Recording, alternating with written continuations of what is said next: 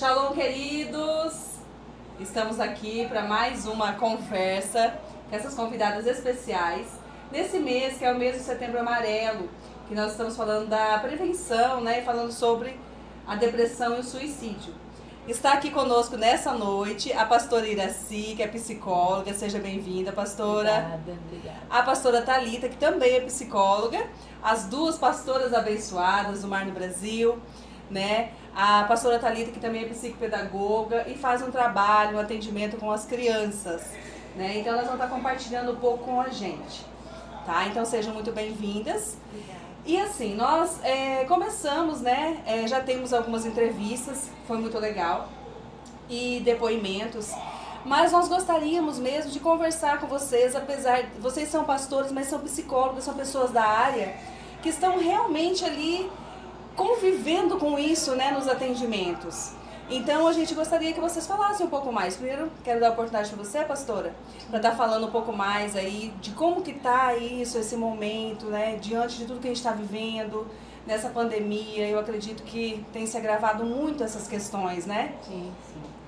Bem, uma das situações que mais tem ocorrido é a questão da depressão e o pânico, né?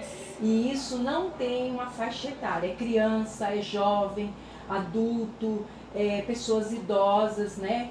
Pessoas que estão entrando assim no estágio de aposentadoria. Então é uma clientela assim bem variada nessa situação. E o que eu gostaria assim, de enfatizar? A diferença, por exemplo, de como que eu detecto que a pessoa está com a depressão ou simplesmente uma tristeza. A depressão, ela é assim causada por um transtorno mental, né, onde a pessoa persiste naquele quadro de tristeza, enquanto que a tristeza é um sentimento, né, uma ausência da alegria, né, e tem uma durabilidade um pouco menor. E a depressão, a tristeza, ela persiste, a pessoa vai perdendo assim o prazer da vida, aquilo que para ela era prazeroso, ela vai perdendo o sentido daquilo, né, o sentido de viver, perde assim o jeito das AVDs, né, que são as atividades da vida diária, ela já não tem mais disposição para isso, ela fica uma pessoa totalmente apática, até eu colocaria a apatia um pouco mais próxima da depressão do que a própria tristeza. E isso tem agravado muito mesmo, inclusive em estudantes de psicologia, tem ocorrido muito por conta que de repente não tem mais aula presencial. É uma aula por vídeo, uma aula online, e as pessoas não estavam preparadas, como ninguém, né, estava preparado para isso. Sim. E aí pega todo mundo de surpresa quando pensa que não estão desenvolvendo esses tipos de comportamento, né? Então eu acredito que não há assim como a gente protelar, sentiu, percebeu que está sendo persistente essa tristeza. Procura checar, procura uma ajuda, mas não dá para ignorar.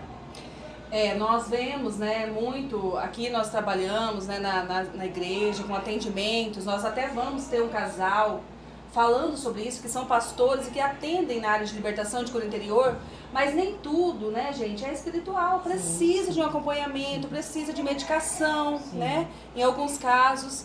Então a gente realmente precisa observar isso. E claro, muito amor, né, gente, ouvir, porque hoje em dia as pessoas não têm muito tempo, mas está realmente ali ouvindo essas pessoas, né, que é muito importante. Pastora Thalita, psicóloga de crianças, que atende as crianças. Que experiência, assim, vamos falar agora voltado para as crianças, né? Como detectar isso, né? Observar se essas crianças, às vezes, estão entrando nesse quadro depressivo ou até de suicídio, porque hoje é muito alto os números, né? Eles são altos. Bom, falando assim nessa parte da infância e da adolescência, a gente tem observado também muitos casos de ansiedade e estresse, né, por conta do isolamento e até o início, vamos dizer, de um processo depressivo.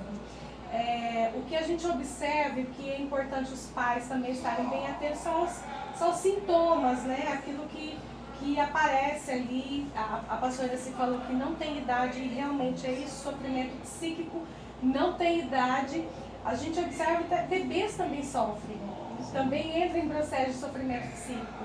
Então, para a gente estar observando, cuidando das crianças. E que tipo de comportamento essas crianças, esses adolescentes podem estar expressando, para a gente compreender se é realmente uma situação passageira ou se é realmente uma situação que está indo para um caminho patológico, que precisa realmente de um atendimento, de um tratamento, de um olhar muito mais cuidadoso.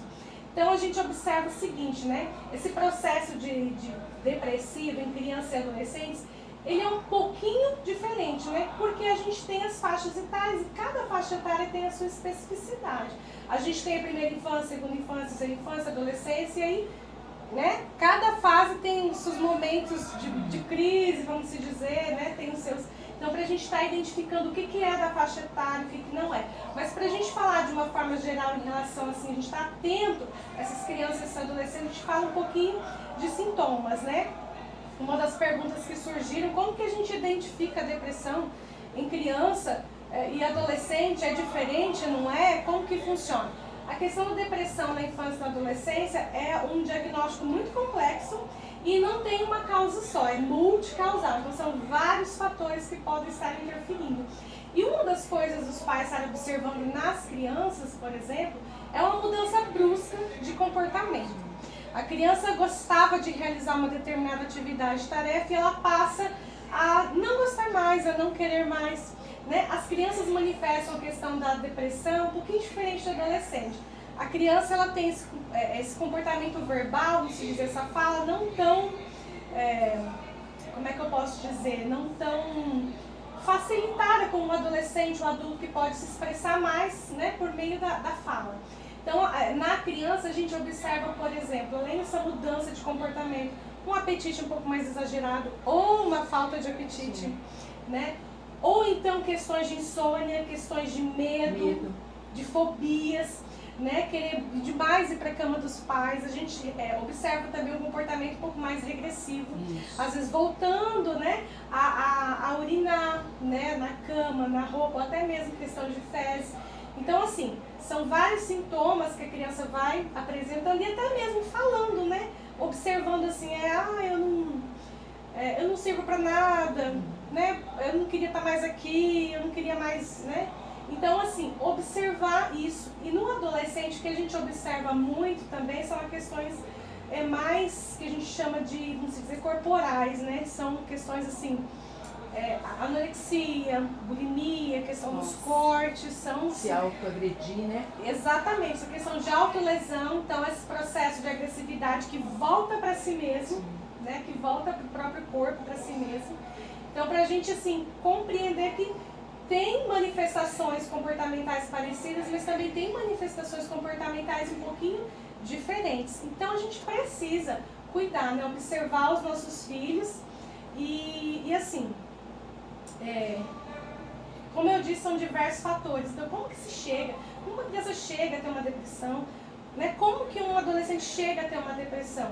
Então, a gente tem aí questões de falta de afetividade nos lares disfuncionais. Nós temos a questão da violência dentro do lar, questões de abusos, traumas, né? Crianças e adolescentes precisam se sentir protegidos, amados, seguros. Quando essa barreira de segurança, de afeto é bloqueada, então a criança começa a expressar comportamentos e essa expressão são pedidos de ajuda, que muitas vezes são confundidos como birra, como manha. Exatamente. Até surgiu uma pergunta, né, que talvez seja bem conveniente a gente fazer agora, que filhos de pais que tiveram depressão ou que têm, se é comum acontecer que a criança tenha também.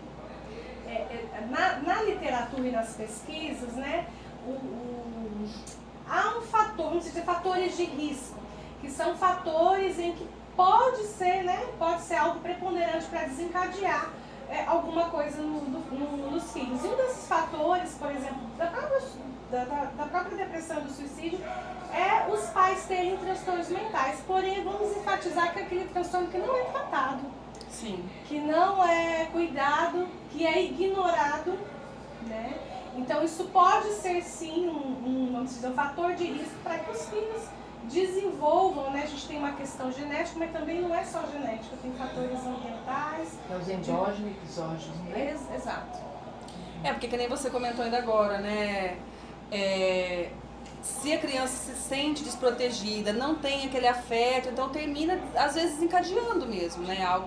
Isso é muito, muito real, né? Infelizmente, se a gente for observar, geralmente quando você encontra algum caso, você começa a analisar e às vezes é muito comportamental também da casa, né? Da família, do meio em que vive, não é? Com certeza. Então isso aí é bem, bem real mesmo. Crianças deprimidas perdem a iniciativa, né? Já foi comentado, né? E como que fazer, né? Como esses pais buscar essas ajudas, né? Realmente estar observando aquilo que você falou, né? Observar o comportamento e não ficar protelando, né? Que nem você comentou. Às vezes pensa que é birra, quer chamar atenção, mas não é, tá realmente pedindo um socorro, né? Que hoje é muito, muito relativo. E procurar auxílio, né, pastora? A gente percebe que ainda é um tabu ir no psicólogo. Psiquiatra, então, nem se fala. Ainda é um tabu ir no psiquiatra, né? Então, hoje a gente vê um crescente melhor. A gente vê que as pessoas já estão mais preocupadas, mas ainda assim tem sido um tabu muito grande, né, de buscar por uma questão ajuda, uma questão de o que vão pensar, o que vão falar, né? E assim, a gente sabe que muitos adolescentes hoje chegam a se ferir, né? Sim. A se cortar. O que vocês diriam para os pais se eles encontrarem essa situação, né? Porque é um choque de realidade. Nenhum pai cria um filho para, às vezes, passar por uma situação